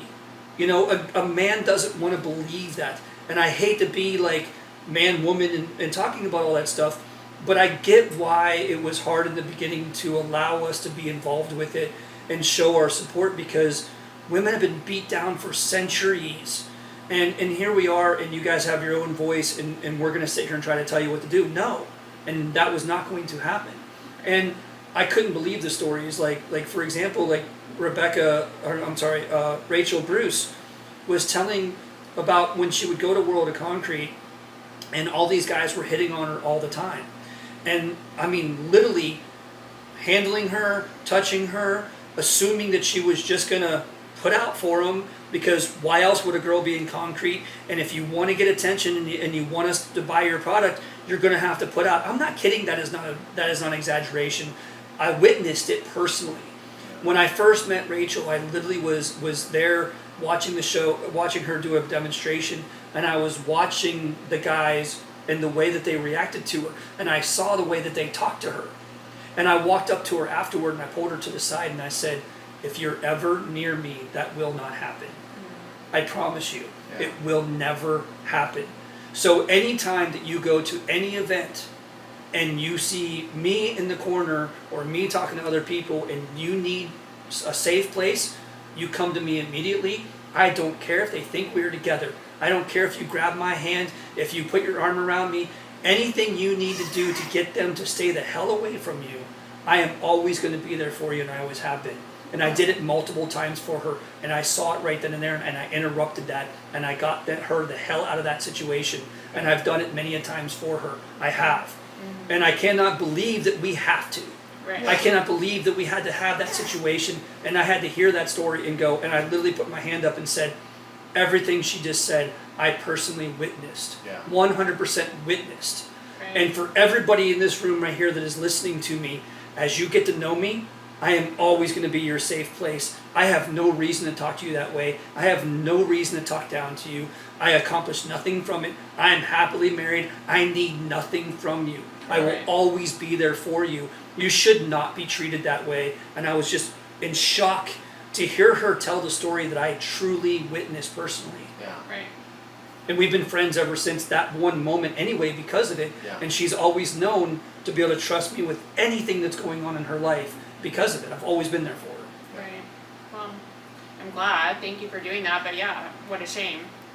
It sucks. I It's know. amazing. But again, that's why we need this organization. Exactly. We do. There's no question about it.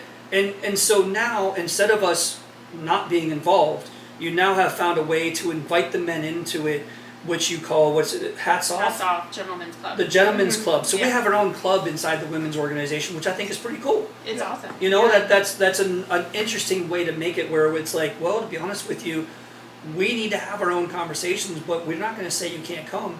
You can have your own Gentlemen's Club. Yeah. You know, and that's kind of a cool thing. And again, it shows how many men are willing to support you. Yeah, exactly. I mean, you see that at the retreat we just had in the spring. Like, our speakers were such a mix of men and women, and we did a cool panel for the first time on the last day of the retreat, where it was kind of a rapid fire, like just put these experts in front of you, and they didn't know what you were going to ask, which was really cool. But you see such a mix, and it's it's husbands and wives coming together, but it's also, men and women who work together coming together to the retreat. So it's really such a mix as far as who's attending, who's speaking, and the topics, of what we're trying to do. Well, and I also think that it is extremely important, again, instead of not allowing the guys to be part of it, is to force them to be there to listen to these For stories. sure. Because a lot of men will not believe that you have that problem, that you've Correct. been in that. We don't. We're like, what are you talking about? Yeah. And until you hear that story over and over from repetitiously from different women, you don't believe that there is some issue. And that's an important point. And now, granted, I'm saying this, maybe there's less issues now. Maybe these things are changing over time. There's a lot of things that are changing in the world when it comes to women's rights and everything else like that. But at the same time, we need more of it, not less of it.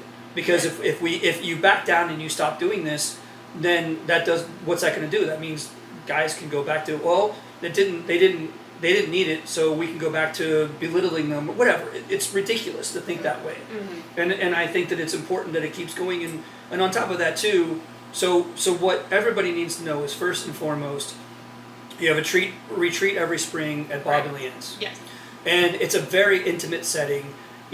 Hopefully someday it'll get bigger, but at the same time, maybe that's not a good thing, because the intimate setting is so nice. It's a beautiful setting, amazing networking opportunity. Absolutely. So many things that you can talk to people about in a very tight setting. It's like, I say the same thing with ASCC all the time.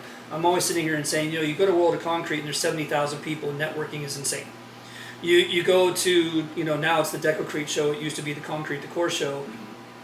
And you have maybe 1,000 to 2,000 people there, at least organized into our industry, the decorative side of it. So there's a little bit more intimate conversation. But then you go to ASCC and there's 300 people. You go to the retreat and there's 100 people.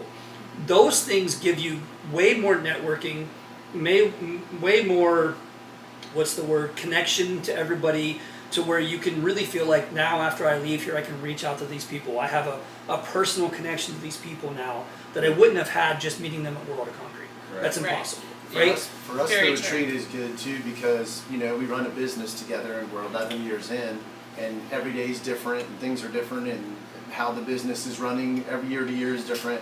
But I think other couples coming there and seeing like, hey, they've been in it 11 years, and it's kind of, they're dealing with the same things, family and business. How do you keep all that running? Well, wait, That's hold what- on. But you went to school for business, so you just don't tell her what to do every day? No. What you'll find from our relationship is we're complete opposites. So it's awesome, because all the stuff I hate to do, she's awesome at, so I don't have to mess with Well, not only it. that, Just- but I also know yeah. that she's a very strong woman. She's not going to put up with any of your crap. Correct. I mean, correct. I've known you guys long enough Yeah, for yeah. the same point, and Yeah. got to know both of you. Yeah. There's no demeaning. There's no. Yeah. This is not a one-sided conversation. Correct. You are a team. Yeah. You know, Sure. Well, I straight up. encouraged her to get into it because she is like, I'm like, you are half owner, and she was kind of like, she didn't want to embrace it, and I think this, you know, having this association allowed her to be like proud to be an owner of a decorative concrete, not like, I don't want to say you know, I own a concrete business, that type of stuff. And with her HR background, like there's a lot of things she could teach a lot of people in their own businesses as you grow, have more employees, onboarding, all those type of Well, things. actually, another point to that too that Leanne brought up to me in the very beginning too was, if your company, you know, so let's talk about larger companies, manufacturing companies, however you want to look at it. If your company has, let's just say, for example, 50 employees, again, it doesn't mean that I'm the one that has to go to it. That means that no matter what company you own, there's at least one woman that has an important role in that company. So send that person. Let that person be the person that benefits from it, let alone all the women in your company. But you can send a woman that should be in that position, that needs to learn that more information, that can find ways to better her business or better her lifestyle or better her income, however you want to look at it. That's not going to happen if you don't support those people, Right. Correct. right? Yep, Easiest way to say it. Absolutely. And Yeah. I lean on a lot of women like Roberta Sloat that and works with James Hicks down in Orlando, you know, down in Cape Coral. She's awesome. Like I can text her. She supports my business all the time. She saves me more times than not on, hey Brian, I'm gonna freight it this way so you can have it here. And that, like, they're important. And I feel like this year Michelle Seidel and her husband came down and For the they first joined time. it for the first time because James and his wife couldn't travel, but like Roberta and like Mariana Castillo that I deal with over at Sundeck, like they could all benefit from the knowledge that's here and just feeling like they're a part of something bigger too. Feeling You know? they have a voice. Correct. And Being learning how to something take bigger. that voice back home and Correct. use it, because they should. Like every Right. one of the speakers they've had has been good, and all of them came. Like we did one with AI that I don't know anything about AI. And Yeah, after we learned that, a ton. like, and then we have 4 hours in the car afterwards to just kind of debrief and go over what we learned and what we need to change. And it's everything you do there is going to benefit your business and benefit how you address this industry. You know. Yes, and so the other thing too is that you also have a booth at World of Concrete every year. Correct. And Yes. and the first couple of years, you know, you're kind of off in the distance and, you know, trying to get people to notice you. And like you said when we were talking before this, many people were like, oh, I didn't know you had a I booth at just World of didn't Concrete. know. Yeah, I didn't know WACP existed. Right. Yeah. And now you're, you know, the last year or two, you've been outside Yeah. with in around the decorative concrete live that's going on, and I'm sure that's helped a lot because you're getting. I guess the only thing that my question to you is, how much. I guess I can answer this myself anyway, even in the middle of asking it, but your organization is not about just decorative concrete. It's about concrete across the board, whatever aspect of it, whether you were pouring the concrete, Right. staining the concrete, or working in the office, or like you said, you know, you're working on the business side of the company while he's out Right. there making the company work. So there's every aspect of this organization. It's every part of the concrete industry. Hell, for that matter, it could have to do with any industry. We just happen to be in concrete, Right. and you know, and maybe someday that kind of bleeds into other industries because of that, because of the fact that, you know, you're in a business perspective of what you're doing and you're in a marketing side. I forget to say, you're the marketing director of the WACP. organization. Right. And so with that said, you know, you're also the marketing director for your company Yeah. too. That's why you're in that position. That's why you're there. That's why you have that influence. Right. There's other industries that have marketing people that need to know about this, honestly. Yeah. You know, honestly. I mean, I know this is about concrete, but I hope that other industries also have organizations like this, and if they don't, that is something that needs to start being addressed also. Yeah, absolutely. Yeah, that's a really good point. And I think that WACP has done a good job from what you're saying. Like, in the beginning, when you were like, I want to come because I want to support you, and there was resistance. I think when you come now, like what we just saw at the retreat, it's completely grown so much from, and that's what the board spends a lot of time doing. Like, we asked for feedback from that retreat, and we've tried to figure out, like, you know, how do we have it's open to men and women, but we still want the women to feel valued and to have a voice, and, you know, how do we grow that, how do we foster that? You know, we've tried to do that through the webinars, the retreats, the World of Concrete, because we have an educational seminar at World of Concrete. That's as right, I well. forgot. I think I did Yeah. the very first webinar. Yeah, you've been on a webinar. Yeah, I think I was the very first So, one, to the same yeah, point of how do showing my we- support. Yeah. Yeah, just have that wide variety of, like, we're open to anyone, any industry, but the main goal was how do we support the women through the education, the networking, the mentoring. Well, and I think that the interesting point to why I was so intrigued by it in the beginning too was, so we as men come to this retreat, and we technically are a witness to the women. We are not the, when you go to World of Concrete, we're the people that are walking up talking to everybody. All of a sudden, we're the ones that are the step back. It is your turn to shine. You are the ones that are in the limelight. You are the ones doing everything, and we are just supporting. And that's a hard thing to wrap your head around at first, to go, that's great. That's not a negative. That's not in any way, shape, or form of the guy giving in or anything stupid like that. It is even more supportive to go, I am able to step back and let you shine. Because how many people get that opportunity? How many people do that? Whether we should or shouldn't. How many times does that not happen across the board? True. You know what I mean? I think as a man that's me growing as a leader. Like, how do I help Very my good point. team? How Very do good I point. make my team where I give instructions or I push them in a direction, and then you sit back and you trust let it, and you naturally let it happen. You're not trying to force it, micromanage it, that type of thing. So Yeah, there's a lot to be learned from that side too. And plus, it's just great networking with a lot of good people that are just trying to earn a dollar and provide for their family, just like we are. You know? So what is the website? Let's just start with, how do you find out more about WACP? It's wacponline.org. Okay, I will post that in everything Yes, too. that would be great, because that has all the membership options, sponsorship options. You can read about the board. You can It's read about what very we do. easy to go on there and sign up to be Absolutely. parts of the Gentlemen's Club. Gentlemen's 100%. Club is on there, yeah. It was easy. I mean, and the funny thing is, Leanne's always like, your membership's up. And I'm like, okay, how do I do that? And she's like, just go to the Just go website. to the website. I mean, seriously, like I was It like, is easy. really? And it was. I felt like an idiot because I had to have her guide me through it like it was complicated. It is not complicated at all. It is a very simple website in a good way. Yeah, that's everything the is goal. clear.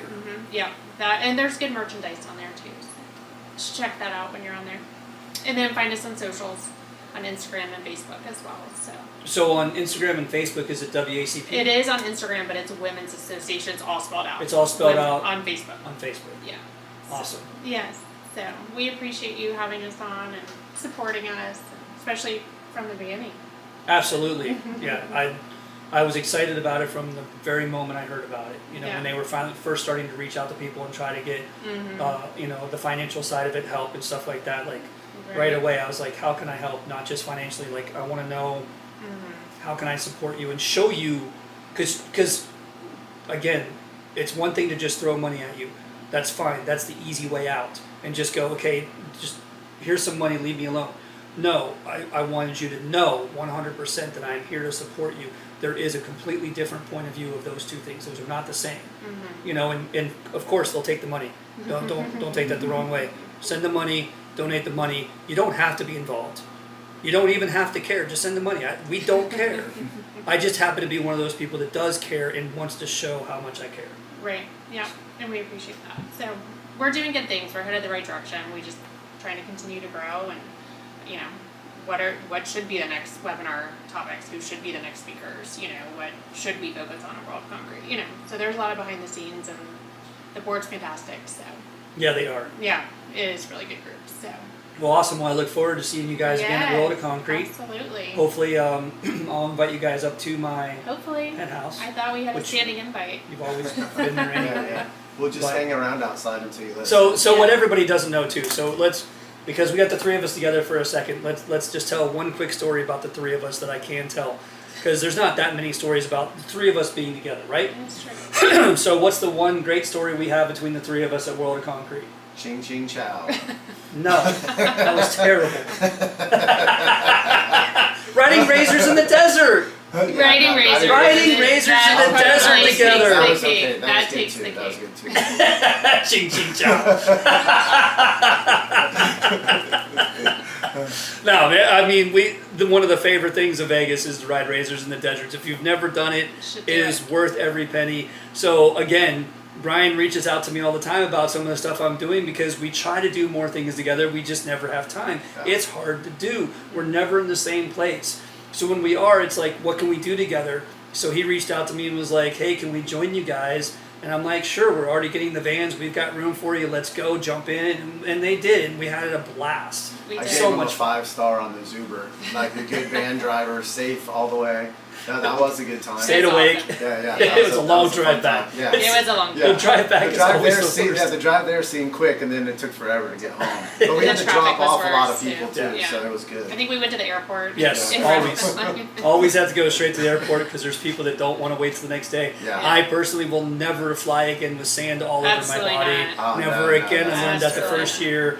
I would always stay an extra every year. If I go drive razors in the desert, I'm staying an extra day. For End sure. of conversation. I agree with that. Take the red eye. Take the red eye. Well, thank you very much for joining me. Hey, thanks Yes, This has thank been you. as awesome as I hoped it would be. I hope you feel the same Oh, way. yeah. Sure. Great Thank time. you know, so much. Yeah. We talk very loud, we talk very fast, there's a lot to say. Maybe we'll do this again, but at least if we do this again, maybe it doesn't have to be in person now that we've done this. Now we'll make a goal of what to talk about. But I will say too, for everybody that's still listening at this point, if you need to know more things about business, first and foremost, reach out to Rocky Jeans and take his class. For sure. But honestly, the Yeti knows what he's doing. Don't hesitate to ask him. I'm sure he will help you out. He seems to be a nice guy with the beard and everything. Correct. He's a big guy. He's intimidating when you first meet him, but he's nicer than I am. He knows more about it than I do. So, you can always reach out to either of these to find out more about business, find out more about the women's organization. Anything you need in this industry, we're always here for. That's why we do this podcast. So thank you very much, everybody, for listening, and have a great day.